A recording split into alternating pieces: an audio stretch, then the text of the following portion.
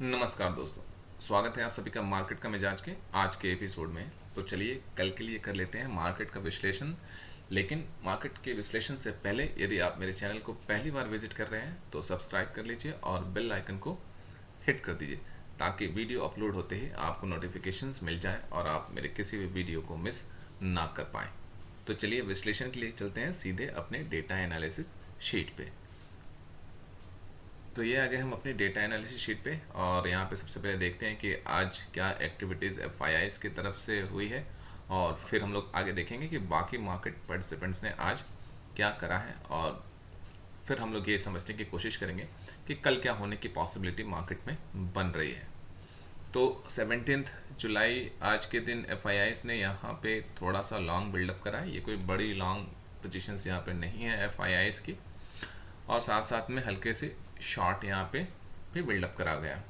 अगर net positions देखें तो नेट एफआईआईज अभी भी फ्यूचर में बुलिश है, लेकिन अब हमें ये बात ध्यान में रखने की ज़रूरत है कि एक्सपायरी नज़दीक आ रही है। तो जैसे जैसे एक्सपायरी नज़दीक आएगी तो एफआईआईज अपनी जुलाई वाली जो पोजीशंस है उसे क्लोज करना शुरू करेंगे, यानी कि लॉन्ग अनवाइंडिंग की पॉसिबिलिटी यहाँ से बढ़ रही है। कोई ज़रूरी नहीं है कि ये लॉन्ग अनवाइंडिंग कल हो या फिर आने वाले 1-2 दिन में हो, लेकिन अब लॉन्ग अनवाइंडिंग की पॉसिबिलिटी यहाँ बढ़ रही है और कैश मार्केट में अब रिटेलर्स की पार्टिसिपेशन भी बढ़ रही है। तो यहाँ पे अब थोड़ा सतर्क रहने की ज़रूरत है और मैंने अपने पिछले वीडियो में भी ये कहा है कि जो भी मार्केट में गिरावट आने वाली होगी या करेक्शंस जो होने की पॉसिबिलिटीज़ है वो निफ्टी 20,000 के आसपास पहुँचती है तो उसके बाद ही करेक्शंस पॉसिबल है। वहाँ से मैं एक ठीक ठाक करेक्शन एक्सपेक्ट कर रहा हूँ। अगर आप मेरे वीडियो को लगातार देखते हैं तो मैं अपने पिछले एपिसोड में ये कह चुका हूँ कि एफआईआईज की जो फ्यूचर में टारगेट होती है वो लगभग 2,500 पॉइंट का टारगेट रहता है एफआईआईज का।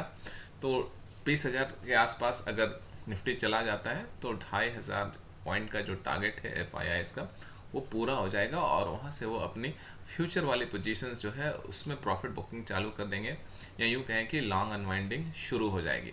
फर्दर फिर लॉन्ग अनवाइंडिंग के बाद अगले मंथ के लिए क्या पोजीशंस बनता है वो देखने वाली बात होगी, लेकिन फ़िलहाल यहाँ पे कोई फ्रेश लॉन्ग पोजीशंस नहीं बनता हुआ दिखाई दे रहा है।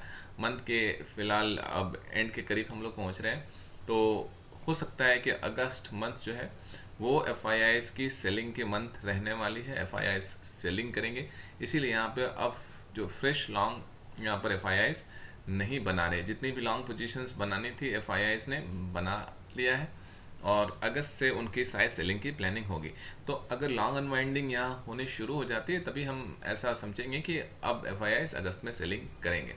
फिलहाल अभी मार्केट का जो ट्रेंड है वो इंटैक्ट है, ट्रेंड अभी अप ट्रेंड है, साथ साथ नेट लॉन्ग पोजीशन जो है वो काफ़ी ज़्यादा है। अगर ऑप्शंस की यहाँ पे बात करें तो ऑप्शंस में एफआईआईज ने आज के दिन लाइव मार्केट में 19,600 का पुट राइट करा था और उसे कैरी फॉरवर्ड कर रहे हैं। अब चलिए बाकी प्लेयर्स की पोजीशंस को देख लेते हैं और समझने की कोशिश करते हैं कि मार्केट में कल क्या किस लेवल पे होने की पॉसिबिलिटी बन रही है। तो यहाँ पे अगर क्लाइंट की बात करें तो क्लाइंट ने यहाँ पे बड़ी लॉन्ग पोजीशंस बिल्ड कर लिया है, यानी कि क्लाइंट अब जो कुछ दिनों से नेट शॉर्ट चल रहे थे यहाँ पे बड़ी लॉन्ग पोजीशन बिल्ड करके अब बुलिश होते हुए दिखाई दे रहे हैं। नेट जो पोजीशन है फिलहाल क्लाइंट के वो शॉर्ट पोजीशंस अब भी ज़्यादा है, 28,000 कॉन्ट्रैक्ट है। तो मे बी कल अगर बाजार 100 पॉइंट 150 पॉइंट अगर गैप अप खुलता है तो ये पोजीशंस भी क्लाइंट क्लोज कर लेंगे अपने फ्यूचर वाली पोजीशन जो शॉर्ट वाली पोजीशंस है।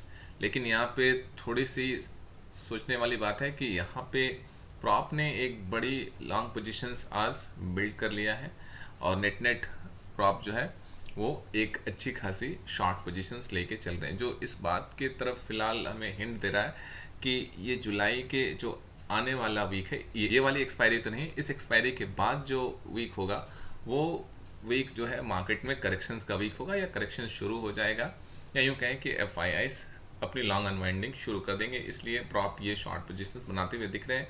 और साथ साथ में यहाँ पर अगर डीआईआईज के देखें तो डीआईआईज ने भी कॉन्जिक्यूटिव 2 दिन जो है ठीक सा शॉर्ट पोजीशंस यहाँ पे बिल्ड करा है, जो कि नेट 32,000 शॉर्ट पोजीशंस DIs के हो गए हैं, जो ये भी संकेत दे रहा है कि मार्केट में कमिंग जो एक्सपायरी है, इस एक्सपायरी के बाद जो आने हो सकता है कि ये एक्सपायरी जो है कंसोलिडेशन हो या थोड़ा ऊपर नीचे हो करके किसी तरह से मार्केट जो है 20,000 के आसपास पहुंच जाए, जो कि मैंने ऑलरेडी टारगेट सेट कर रखा है। और वहाँ से फिर जो है मार्केट में करेक्शंस, कोई ज़रूरी नहीं कि 20,000 ही जाए, हो सकता है कि 100 पॉइंट पहले से ही मार्केट अपनी दिशा बदल ले। तो इसकी वजह से यहाँ पर एहतियातन जो है DIIs ने शॉर्ट पोजीशंस बना लिया है, और इस एक्सपायरी के बाद वाली जो एक्सपायरी है वो करेक्शन वीक होगी। ऑप्शन चेन डेटा की यहाँ पे अगर बात करें तो ऑप्शन चेन डेटा फिलहाल निफ्टी और बैंक निफ्टी दोनों में स्ट्रेंथ सजेस्ट कर रहे हैं, लेकिन मुझे ऐसा लगता है कि कल की एक्सपायरी जो है वो सेल ऑन दी राइज वाली होने वाली है। यानी कि अगर बैंक निफ्टी और निफ्टी गैप अप खुलता है तो सेलिंग मार्केट में होने की पॉसिबिलिटीज दिखाई दे रहा है। तो फिलहाल निफ्टी और बैंक निफ्टी दोनों स्ट्रेंथ सजेस्ट कर रहे हैं। अगर मार्केट गैप डाउन खुल जाता है तो कॉल बाइंग की अपॉर्चुनिटी होगी, और कम से कम गैप डाउन अगर मार्केट 100 पॉइंट के आसपास खुलता है तो फिर इमीडिएटली एक कॉल बाइंग की अपॉर्चुनिटी बनेगी। लेकिन अगर मार्केट गैप अप खुल जाता है 100 पॉइंट्स से ऊपर, तो उस कंडीशंस में मार्केट ऊपर के फेज में कंसोलिडेट होकर के वहाँ से मार्केट नीचे की डायरेक्शंस में ट्रेड कर सकता है। इसकी पॉसिबिलिटी कल होते हुए दिखाई दे रही है, क्योंकि कल वैसे भी फिर निफ्टी की एक्सपायरी है। तो अगर मार्केट 100 पॉइंट के ऊपर निफ्टी गैप अप खुलता है, बैंक निफ्टी भी गैप अप खुलता है, तो उस कंडीशंस में कल बाय इन द डिप की जगह सेल ऑन द राइज की स्ट्रैटेजीज मैं प्रेफर करने वाला हूँ। और जो टारगेट होगा वो टारगेट 19,550 के आसपास का टारगेट मैं लेकर चल रहा हूँ प्रॉफिट बुकिंग की। यानी कि कल अगर मार्केट गैप अप खुलता है तो 19,550 के आसपास तक का करेक्शंस हो सकता है, और बैंक निफ्टी में 45,200 के आसपास का लेवल देखने को मिल सकता है। कोई बड़ी गिरावट नहीं होगी, कोई ज़्यादा गिरावट नहीं होगी, लेकिन कल मार्केट में सेलिंग प्रेशर रहेगा, और मार्केट में अगर कोई टॉप बनता है, या यूँ कहें कि सेल ऑन द राइज होने की पॉसिबिलिटीज़ ज़्यादा बनते हुए दिखाई दे रही है। हालांकि यहाँ निफ्टी और बैंक निफ्टी में स्ट्रेंथ दिखाई दे रहा है, लेकिन जो हमारा प्रॉफिट बुकिंग लेवल है उस लेवल के आसपास, यानी कि अगर 19,550 के आसपास निफ्टी होता है और बैंक निफ्टी 45,200 के आसपास होता है, तो उस कंडीशन में फिर हम लोग सेल ऑन द राइज की स्ट्रैटेजीज नहीं रखेंगे, वेट करेंगे। और जिस साइड मार्केट ब्रेकडाउन की पॉसिबिलिटीज तो कम है, अगर ब्रेकआउट करता है तो उस साइड हम फिर से ट्रेड प्लान करेंगे।